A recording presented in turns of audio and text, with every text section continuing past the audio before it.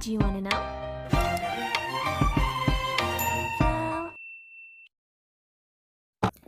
Assalamualaikum warahmatullahi wabarakatuh. Alhamdulillahirabbil alamin. Amma ba'du. Apa kabar anak-anakku semua? Mudah-mudahan kita semua selalu dalam lindungan Allah Subhanahu wa taala. Amin. Anak-anak, pada pertemuan kali ini kita akan mempelajari bab ibadah puasa membentuk pribadi yang bertakwa. Oleh karena itu, yuk mari kita berdoa, mudah-mudahan ilmu yang kita dapat berkah dan manfaat. Amin.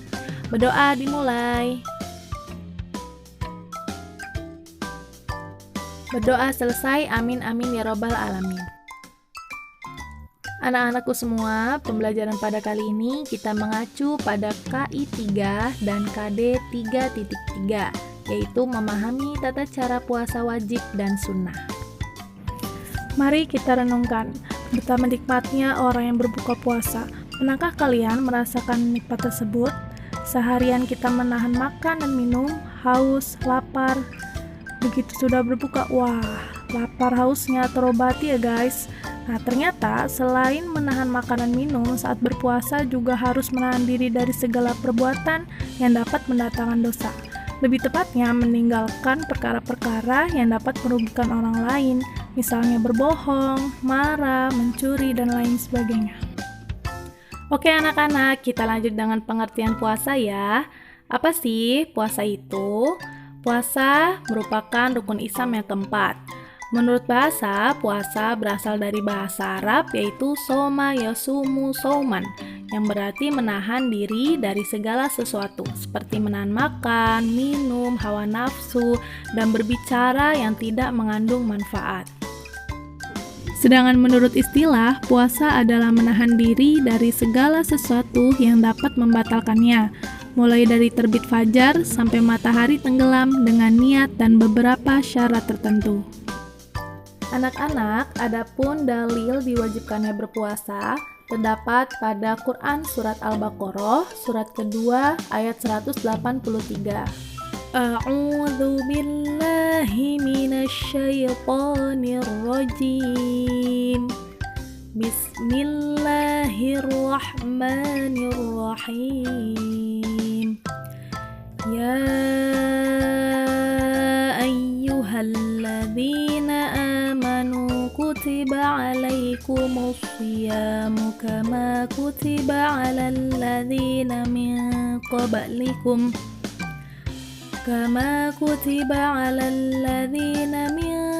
qablikum la'allakum tattaqun.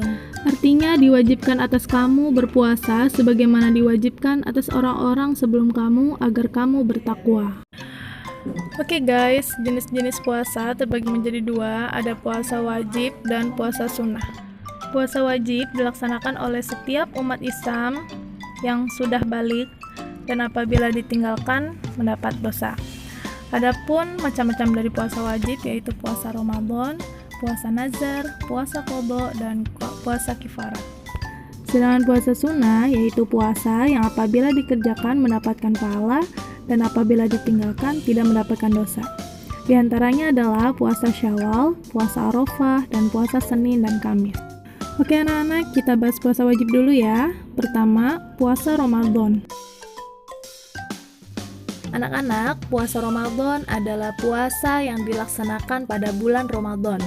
Puasa ini diwajibkan dimulai pada tahun kedua Hijriah setelah Nabi Muhammad SAW hijrah ke Madinah. Hukum dari puasa Ramadan adalah fardu ain. Oleh karena itu, jangan sekali-kali ya kita meninggalkan puasa Ramadan tanpa adanya halangan yang dibenarkan menurut syariat. Dan apabila sedang berhalangan melaksanakan puasa Ramadan, maka kita wajib menggantikannya pada hari yang lain. Oke guys, selanjutnya syarat wajib puasa bagi orang Islam. Yang pertama, berakal. Apa itu berakal? Berakal adalah seseorang yang akalnya atau menggunakan otaknya dengan baik dan benar. Otaknya dapat berfungsi dengan baik dalam artian tidak gila. Oke guys, yang kedua, baligh. Apa itu baligh? Baligh adalah salah satu ungkapan dalam hukum Islam yang berarti seseorang telah mencapai pada tahap pendewasaan. Kata balik sendiri merupakan bahasa Arab yang artinya sampai, yakni seseorang yang telah sampai pada tahap pendewasaan, ditandai dengan bagi perempuan telah mengalami menstruasi atau haid, dan bagi laki-laki telah mengalami mimpi basah. Selanjutnya, syarat sahnya puasa. Yang pertama, beragama Islam. Yang kedua, mumayyiz, yaitu sudah dapat membedakan mana yang baik dan mana yang tidak baik. Yang ketiga, suci dari darah haid dan nifas. Dan yang keempat, dalam waktu yang diperbolehkan untuk berpuasa. Rukun puasa. Yang pertama, niat untuk berpuasa. Ketika hendak berpuasa di bulan Ramadan, lakukan niat di dalam hati dengan ikhlas. Adapun niatnya yaitu nawaitu shauma ghadin an adai fardhi syahri ramadhana hadhihi sanati lillahi ta'ala. Saya berniat puasa Ramadan esok hari untuk menjalankan kewajiban di bulan Ramadan tahun ini karena menaati perintah Allah Subhanahu wa taala. Anak-anak, niat untuk melaksanakan puasa dilakukan pada malam hari sebelum memulai puasa dan selambat-lambatnya sebelum terbit fajar. Untuk menjaga agar niat puasa ini tidak terlewatkan, maka boleh mengucapkan niat puasa ini setelah selesai sholat tarawih. Kemudian rukun puasa selanjutnya yaitu menahan diri dari segala sesuatu yang membatalkan puasa dari terbit fajar sampai terbenamnya matahari. Berpuasa merupakan bentuk ibadah kita kepada Allah Subhanahu wa taala. Untuk itu kita harus berhati-hati dalam melaksanakannya. Ada 6 perkara yang bisa membatalkan puasa kita, yaitu yang pertama, makan dan minum. Makan dan minum yang membatalkan puasa adalah apabila kita dilakukan dengan sengaja. Kalau makan minum dilakukan dengan tidak sengaja karena lupa, hal ini tidak membatalkan puasa ya. Selanjutnya, muntah yang disengaja atau dibuat-buat. Apabila muntahnya tidak disengaja, maka tidak membatalkan puasa, tapi kalau sengaja, membatalkan puasa. Selanjutnya, berhubungan suami istri. Lalu, keluar darah haid atau nifas bagi perempuan. Jadi, ada yang tahu apa itu nifas? Nifas adalah darah yang keluar setelah melahirkan. Nah, selanjutnya gila atau sakit jiwa. Dan yang terakhir, keluar cairan mani dengan sengaja. Hal-hal yang disunahkan dalam puasa. Yang pertama, berdoa ketika berbuka puasa. Yang kedua, memperbanyak sedekah. Yang ketiga, sholat malam termasuk sholat tarawih. Dan yang terakhir, tadarus atau membaca Al-Quran. Adapun hal-hal yang mengurangi pahala puasa, contohnya membicarakan kejelekan orang lain, berbohong, mencaci maki, dan lain sebagainya. Oke, next, orang-orang yang boleh berpuasa pada bulan Ramadan. Berpuasa adalah kewajiban bagi setiap muslim. Akan tetapi, dalam keadaan tertentu boleh tidak berpuasa. Adapun orang-orang yang diperbolehkan meninggalkan puasa adalah sebagai berikut. Yang pertama, orang yang sedang sakit dan tidak kuat untuk berpuasa, atau apabila berpuasa sakitnya semakin parah. Namun, ia harus menggantikannya di kemudian hari atau di hari lain apabila sudah sembuh. Yang kedua, orang yang sedang dalam perjalanan jauh. Ia pun wajib mengqadha puasanya di hari lain. Yang ketiga, orang tua yang sudah lemah sehingga tidak kuat lagi untuk berpuasa. Nah, untuk orang tua yang seperti ini, ia wajib membayar fidyah, yakni bersedekah setiap hari sebanyak 3/4 liter beras, atau yang sama dengan itu kepada orang-orang fakir miskin. Selanjutnya, orang yang sedang hamil dan menyusui anaknya. Kedua perempuan ini kalau khawatir akan menjadi mudorot kepada dirinya sendiri atau beserta anaknya, maka mereka wajib mengqadha puasanya sebagaimana orang yang sedang sakit. Kalau hanya khawatir akan menimbulkan mudorot bagi anaknya, ia wajib mengqadha puasanya dan membayar fidyah kepada fakir miskin. Puasa wajib yang kedua yaitu puasa nazar. Apa itu puasa nazar? Puasa nazar adalah puasa yang dilakukan karena mempunyai nazar atau janji kebaikan yang pernah diucapkan. Puasa ini wajib dilaksanakan ketika keinginannya atau cita-citanya terpenuhi. Adapun hukum dari puasa nazar adalah wajib dilaksanakan sebagaimana dalam firman Allah Subhanahu wa taala Quran surat Al-Insan surat ke-76 ayat 7. Bismillahirrahmanirrahim. Yufuna bin nadri wa yakhafuna yawman kana syarruhu mustatira. Yang artinya mereka memenuhi nazar dan takut akan suatu hari yang azabnya merata di mana-mana. Anak-anak, puasa wajib yang ketiga yaitu puasa qadha. Puasa qadha adalah puasa yang kita niatkan untuk mengganti kewajiban sesudah lewat waktunya.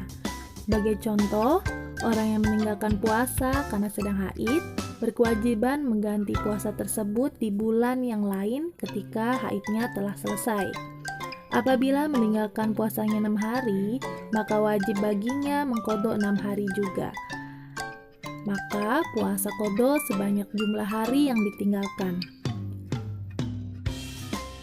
Selanjutnya, puasa wajib yang keempat yaitu puasa kifarat.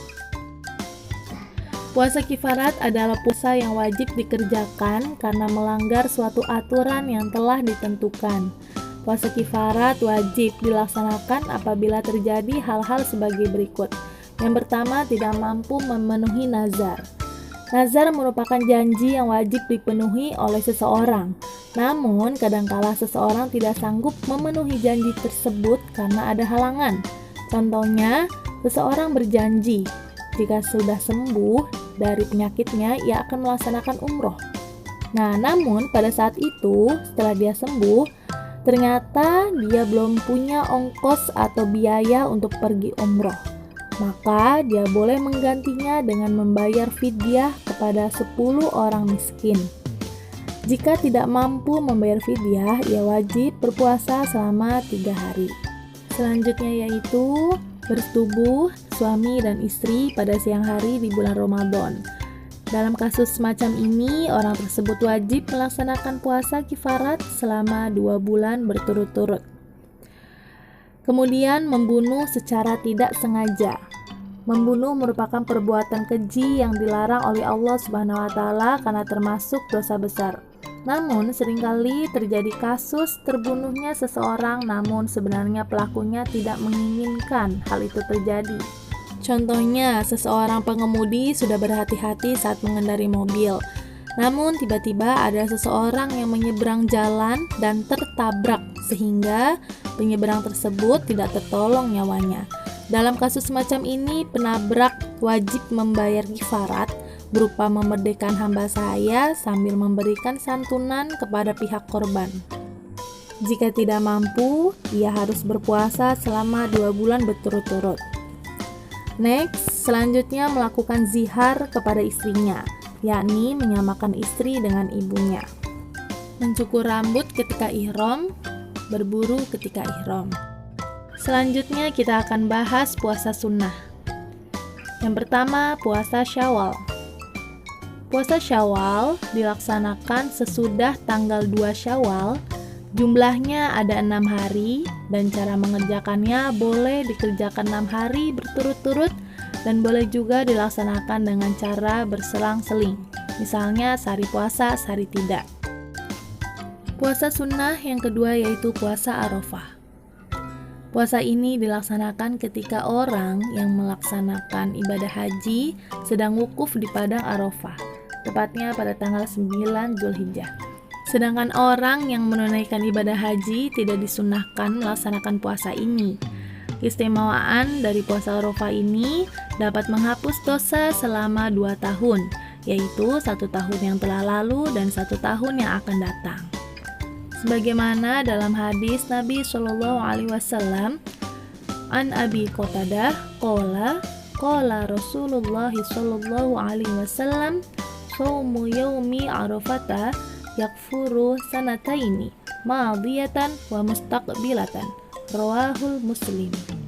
Artinya, dari Abu Qatadah, Nabi Muhammad Shallallahu Alaihi Wasallam telah bersabda, puasa hari Arafah itu menghapuskan dosa 2 tahun yakni 1 tahun yang telah lalu dan 1 tahun yang akan datang. Hadis riwayat Muslim. Puasa sunnah yang ketiga yaitu puasa sunnah Senin dan Kamis yang dilaksanakan pada hari Senin dan Kamis. Adapun waktu yang diharamkan untuk berpuasa, yang pertama hari raya Idul Fitri dan Idul Adha. Kemudian hari tasyrik yaitu tanggal 11, 12, dan 13 Zulhijjah.